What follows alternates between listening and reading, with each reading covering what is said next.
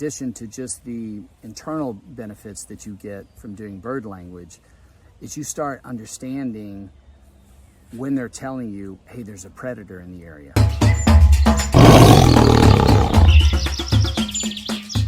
Hey, it's Lee, the outside professor.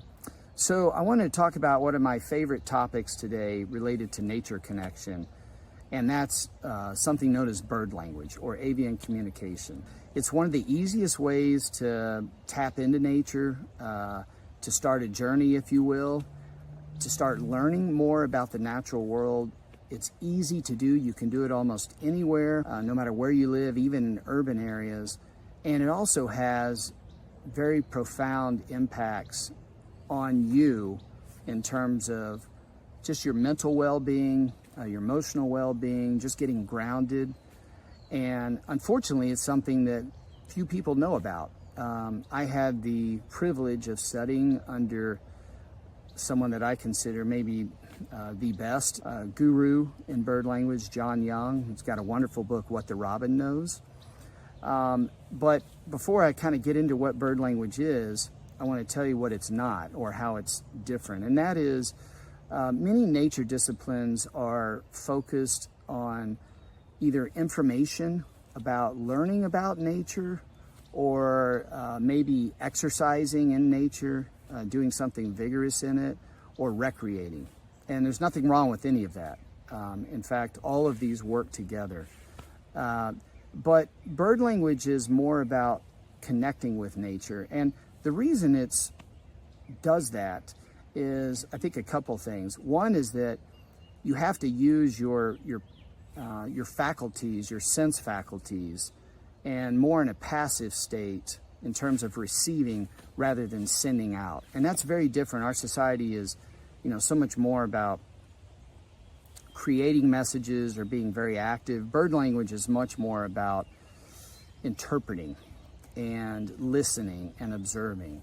And that leads to the second thing makes it different, is that it's much more about understanding the context of what happens. Again, it's not fact-driven per se, like traditional birding would be, and I'm not saying there's anything wrong with that, but it's really focused about identifying birds, knowing bird songs, knowing specific bird habits, migration routes, what they feed on. And again, that information can be very important. And when you do bird language, by the way, you will learn a lot of that. But it's much more about putting yourself almost in the context of what a bird goes through and its life and what it experiences and how all the other birds react and relate to it, and the other animals for that matter. And when you begin to do that and you approach it from that standpoint, it unlocks a whole new world. You see things that you had no idea about, most likely, or you certainly never experienced before and you just missed. And the reason for that is that for birds, understanding bird language and all the things they do in the day and in the evening, the things they do and the things they would rather not be doing, it's all related to their survival, right? So understanding bird language to them is not just a fun game. If you want to think of it a game, it's a game with real consequences, life or death. It's survival. And the interesting thing about that is that it's fascinating when you start understanding it. And in a lot of ways, it's really not different from humans. If you want to think in a anthropocentric way, just like we have things that we can run into which are dangers from a health perspective or invoke the survival, fight or flight response. Birds obviously do as well, but also it goes much deeper than that. They form relationships, they have networks, they have friends and foes, other birds, whether it's even family members or the same species or other species. And so it's this very complex web. It's very similar actually to the way humans interact, let's say a particular society or country with other countries. You have friends, you have allies, you have adversaries. And at times you might work together on some things, at other times you might be at cross purposes, and at other times it could end up to direct conflict. And it's the exact same thing with birds. And you can learn to tune into this, and when you do, it will teach you so much about the natural world, not just about birds, how they relate to their immediate environment or ecology, how they interact with other species, also the flora around them that they depend upon, the resources. And once that conversation starts, then again, it opens up this whole new world of interest. And it's a never-ending journey, and you'll begin seeing things that you never saw before. The way to start doing this typically is you can do what's called a bird sit. You can just come out, again, come just sit down. It can be under a tree, try to minimize your disturbance, and just take note and listen and watch for somewhere in the neighborhood. If you can do 20 to 30 minutes, you can do longer if you like. You usually, when you come out into a place, even if you do your best, you're going to cause a disturbance. You have to let that settle down. Typically, that takes a few minutes, depending on the situation. But then you can start actually watching and listening to individual birds. And you'll see that they have this whole web of communication and way of behaving. And you can start learning when they're relaxed and when they're doing, let's say, chores around the house or their territory, just like you would do at home. And taking care of things, when they get stressed, when they get in fights. And perhaps most dramatically is when they start coming into conflict with other birds or other songbirds. Bird language is primarily about songbirds, but actually about other animals who can cause them harm. So it could be raptors, for example, that particularly with accipiters, who are the bird hunting specialists, they're terrified of. But it can also be ground animals who predate upon them. And the magnificent thing about this, in addition to just the internal benefits that you get from doing bird language, is you start understanding when they're telling you, hey, there's a predator in the area. There's a fox over here moving, or there's a raccoon that's up in a tree hunting, or there's a great horned owl over here, or there's a raptor flying overhead, or maybe just a deer feeding over here, or here comes a jay, and it's nest robbing, it's trying to steal eggs. And they will tell you all these signals, and it's not only audible.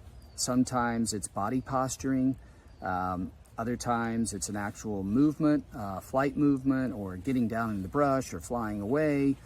But it begins to unlock all of this. And it's really just like when humans go to war and they start actually employing these measures, countermeasures, defenses, and here's an attack strategy, and here's how I thwart it, and here's how you spy on another species, find out what they're going on, and try to sneak behind them and steal something from them, or get something out of it.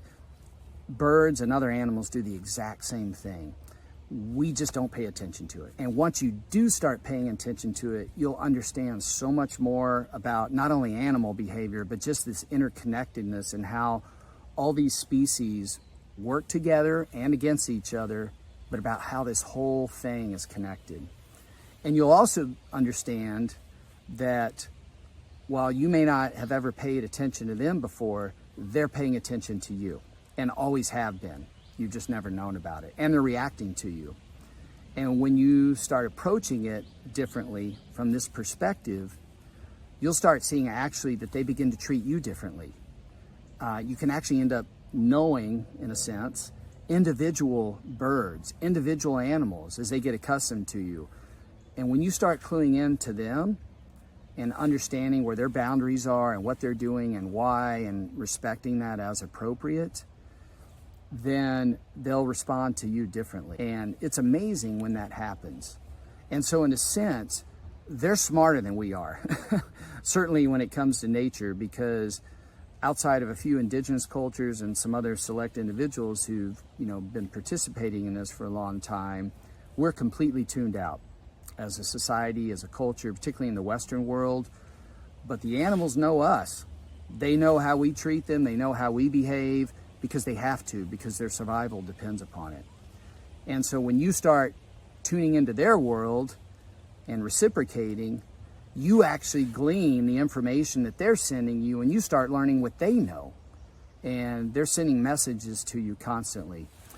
one of the analogies I use is it's almost like if you were growing up as a child in a house and you had a foreign family living with you, and they spoke a language, but you just never paid attention to it. You never learned it. You had no idea what they were saying.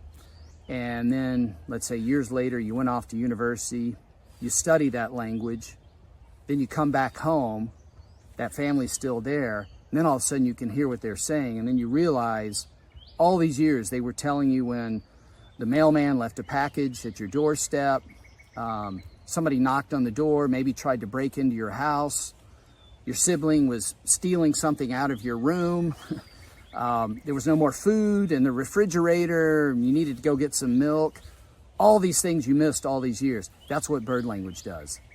And bird language is a subset of animal language. Again, there's many ways animals communicate. You know, it's not just through audibilization, like you can hear these birds singing right now as cardinals singing. It's also through movements, and it's also through sense of smell, olfactory, which humans, we don't have a very well developed sense of smell. Obviously the soundscape, we have good ears in some respects, not nearly as good as other animals though, like deer or canines. So there's many things that we're maybe deficient on, but there's also a lot of things we do have. Good eyesight, and we have this cognitive ability to pattern match. It's inherent in who we are as humans because we learned to do this over many millennia, right? It's instinct, maybe epigenetics, however you want to term it. It's been passed on from generation to generation, and it's still in you, and you can actually start. So if you want to learn more about this or get started, what I recommend is maybe just start going out on a, once, twice a week, daily if you can, do a bird sit. Just go sit outside and start paying attention. Maybe pick a particular bird to pay attention to. If you have ground birds that are near you, like sparrows or other species that spend a lot of time on the ground, they're really great. Robins, even doves to pay attention to because they're around all the time, especially you want to pick one that's resident if you can. You can start with that and just start watching how they behave. And you can also check out my website. I have some courses and other resources on this, naturaliststudies.com. And you can start the journey. And once you start bird language, I can promise you won't be disappointed. It's something that'll feed you for the rest of your life.